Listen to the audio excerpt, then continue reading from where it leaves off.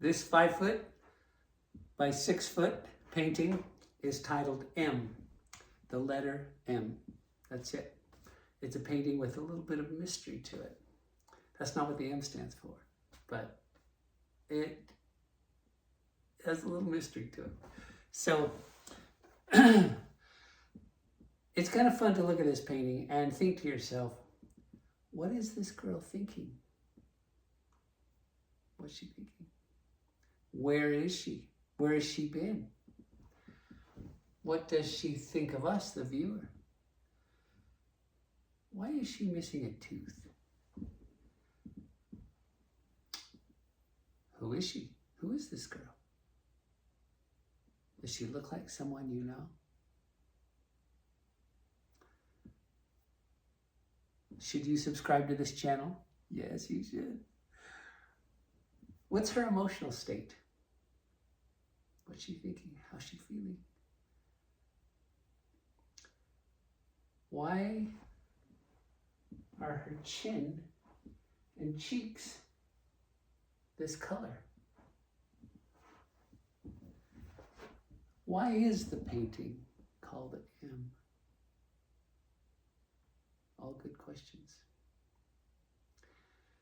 Well, to discover the answer,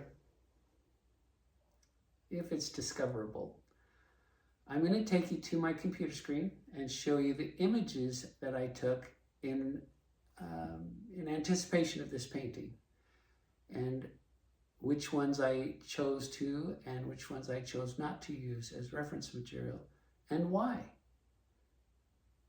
And we'll see if we can figure this mystery out. Now, here are a few of the photographs I took when I was getting ready for this painting. I didn't know I was going to do this painting, actually. I was taking pictures of my daughter again, and I got this variety of images.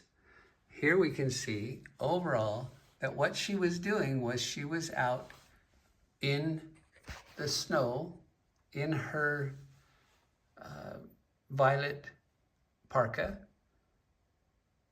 just having a good time. She's being a little bit cold, and she was smiling in some pictures, less smile in other pictures, looking at us with those lovely eyes in some pictures and not so much in other pictures.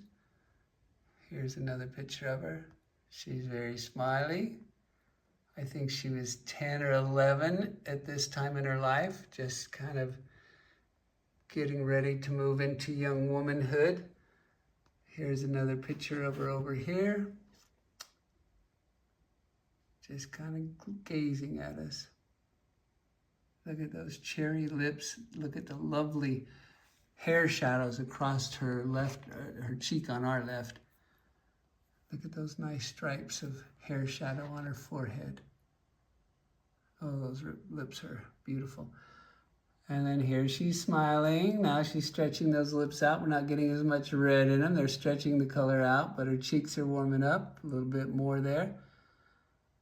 So I could have chosen just about any of these and been happy as a dad to paint them. These photographs were taken of her while we were back in Philadelphia and I was being an art student. This was, let's see, 2010, 2011, somewhere in there. So I was probably going to settle on something like this. She's happy, she makes me happy, or something like this possibly. Very nice, looking at us with joy in her heart. But then I got thinking about this. As an artist, I got paying attention to this particular image and seeing that all around her head, inside her parka hood, it was dark. And aside from needing to take off a little snow, just leave it out and leave that out, I could take those beautiful red lips, that knowing eye, those cute freckles, and separate them from her surroundings, everything about her surroundings. Here you can see that we're in West Philadelphia. You got the row house bricks, but we're going to take all the context away from what's happening really in her life on this day. So as an artist, being artsy, I thought, well, I'm just going to take this face and remove everything else and let us all wonder just what is going on in this little girl's life.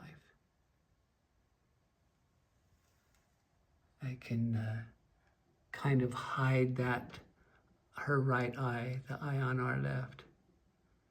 It's open, but I don't know how much you can see coming out of the hair, but us seeing in is not so easy. So this is where I was at. And then I took my mind to a different place than just the setting before me. So now we're going to go back to the painting and have a little look at it and see some of the detail that got worked in and how it was done with the brush. Okay, here we are back at the painting. 6 foot by 5 foot. The parka is gone, all that nice fake fur around it, and its violet color, they're all missing. Now there's no context. The